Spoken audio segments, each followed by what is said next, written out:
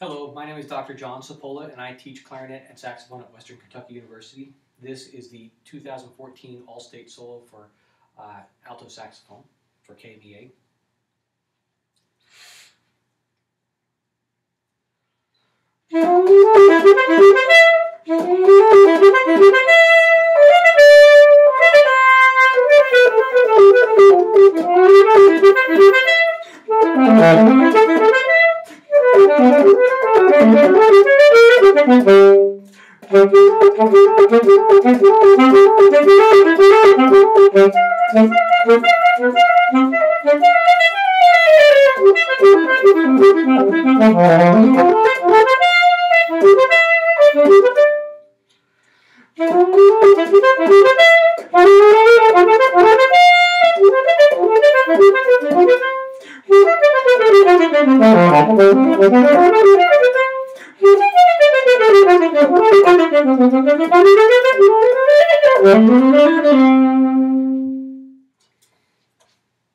So there are some challenges in this piece, certainly the large leaps. And I think if I were to categorize the challenges technically in this piece, I'd say probably the large leaps and also the articulation, getting the articulation to speak clearly.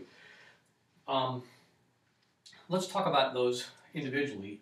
We also have a bit of a challenging key. It's A major, 3 sharps, with a fair amount of accidentals. So we have different combinations of articulations happening. In the first measure, we have tongue 1, slur 2, tongue 1. And then later on in the piece, it varies. It might go slur 3, tongue 1.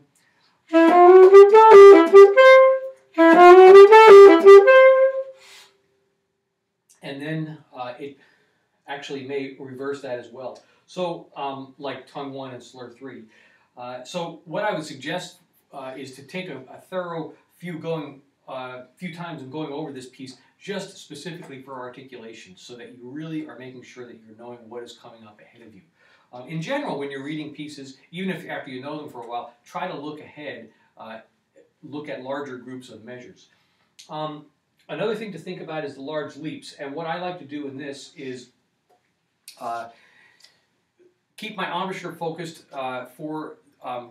without too much movement. So let's talk about the saxophone embouchure briefly. So if I say the letter V, and I basically have this lower flat shelf here of my lip that the reed rests on. So I'm not really puckering or kind of going in a drawstring around the mouthpiece as much as just kind of keeping my lip a little flat and letting the mouthpiece rest on there. My upper lip plays a role in this as well, certainly, and it will wrap around the mouthpiece, but I'm not really doing the same wrapping motion with the lower lip, because then I will kind of compress the sides of the reed and won't have as much pressure on the center of the reed, and I kind of get less vibration, basically, less optimal vibration of sound on the reed.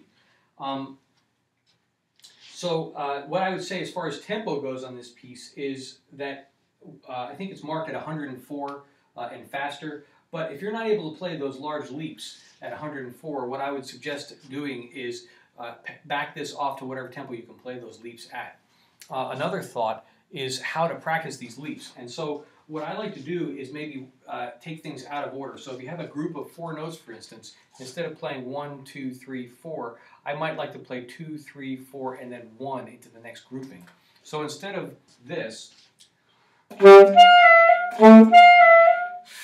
I might start on the second note of that grouping and go into my downbeat. Like this, okay?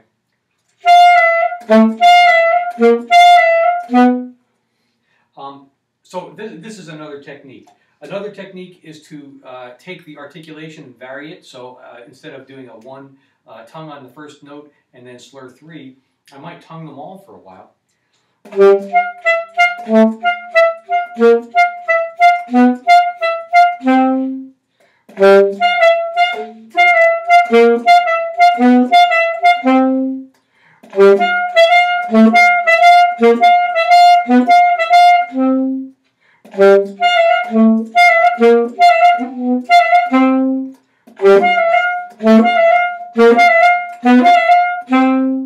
So what I was doing there was doing different rhythmic groupings.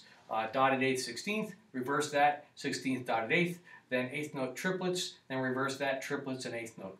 So, and that's a very good technique to practice also. So, any of these types of passages that are technical and have large leaps, I like to isolate them and really permutate them so that we do lots of different combinations of them and really get to know them. There's a little marking at the bottom of this etude that says take the doubles G sharp key with the right first finger, and that does not apply to saxophone, so just ignore that, please. So I wish you all good luck, and please certainly feel free to be in touch with me if you have any questions. I'll be happy to help. Facebook me a message on Facebook or send me an email at Western Kentucky University. I'll be very glad to help you. Good luck to all of you, and thank you very much for listening.